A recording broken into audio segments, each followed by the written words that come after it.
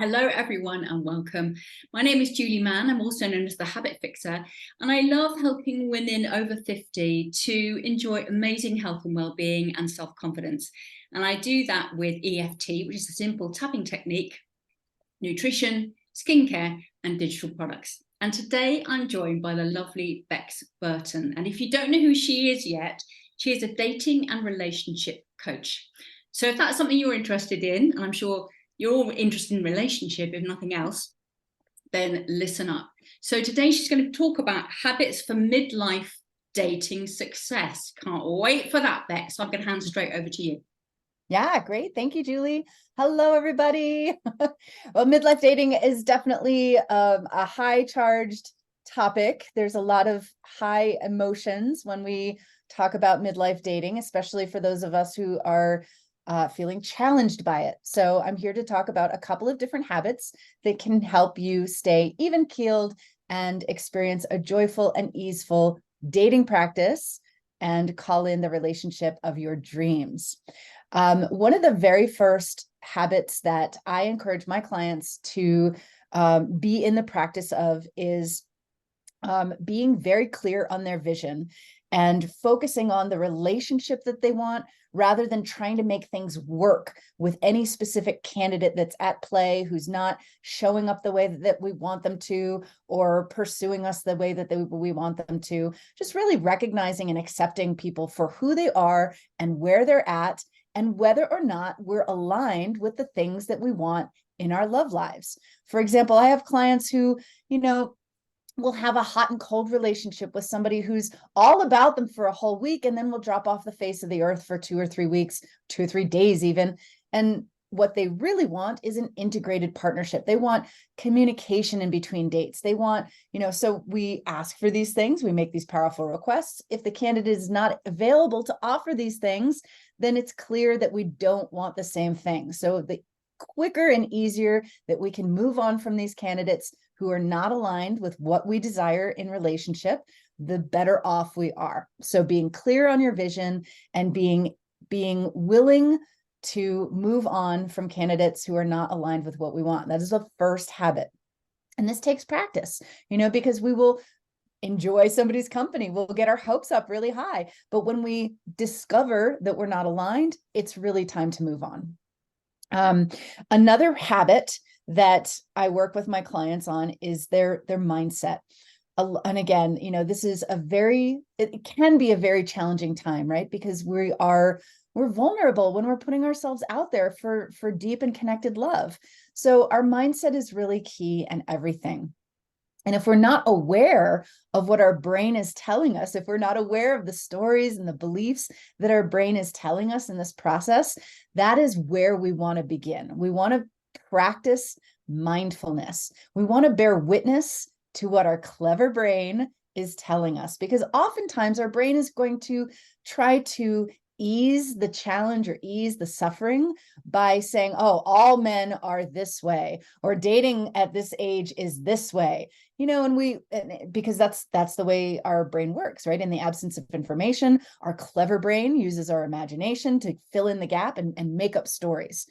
But these stories don't always serve us, and they don't always help us get to the goal that we're trying to reach.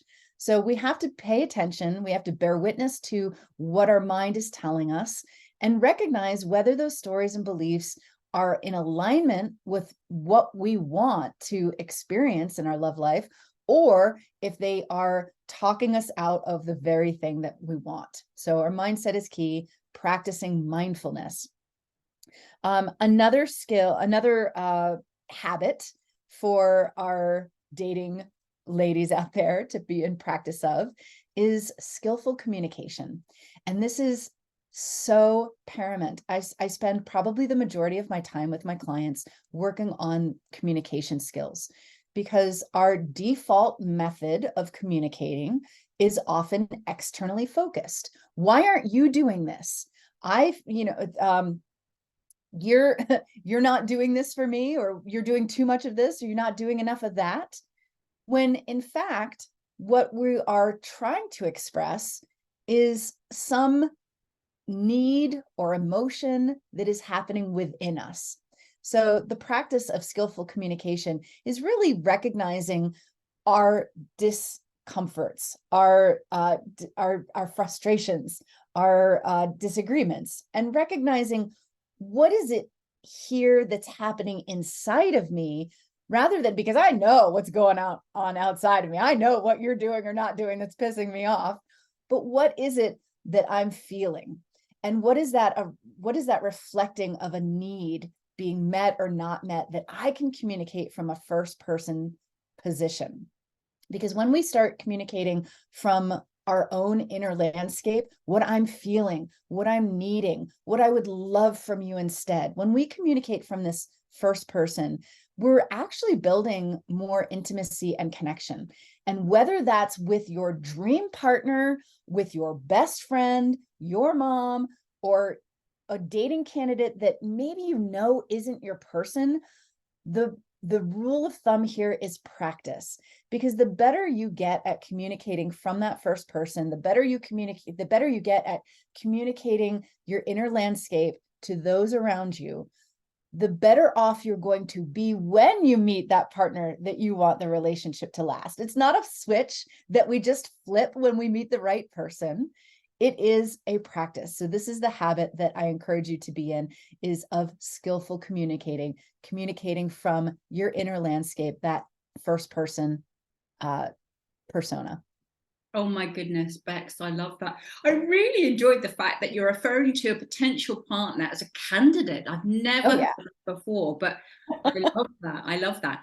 But also looking at that alignment, I mean, it's so key, isn't it? And listening to ourselves and communicating in a powerful way, and not trying to fix someone, which, you know, I've been guilty of that in the past in relationships. You know, it all seems great for a while, and then suddenly it's not going so well, and then suddenly I'm trying then to you know, try and fix a problem, but there isn't a problem. It's just like you say, that perhaps that person isn't in alignment with me, and let's not waste our time, particularly if we're in midlife, with candidates that aren't really going to be joyful connections.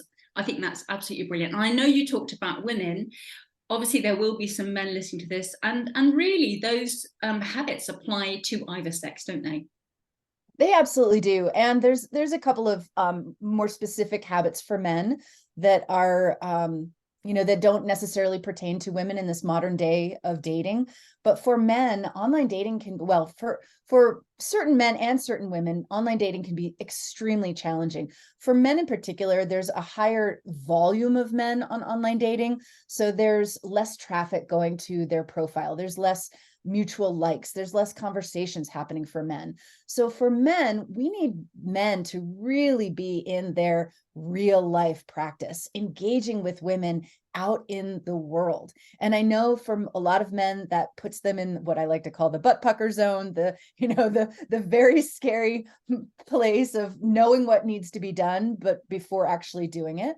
But at the same time, there are a lot of women out there who are looking for this real world connection, this real world interaction. So for men, get out there, strike up conversations, make compliments, you know, and again, it's not necessarily with the end goal of finding your beloved, but with the end goal of being in practice of having connections and having conversations.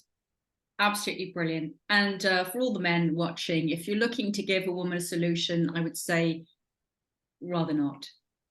Yeah, have that solution. Yes.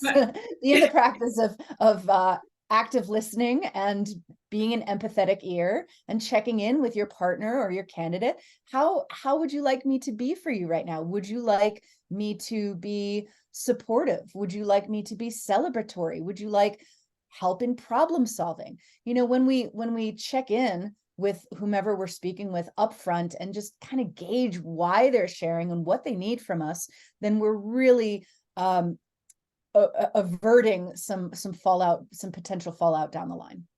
Absolutely brilliant. I'm going to put all your links below in the description, Bex. So everyone just check those links out. My links will be there as well. So all there is for me to say, Bex, is thank you so much for that, for those gems. And thank you everyone else for watching.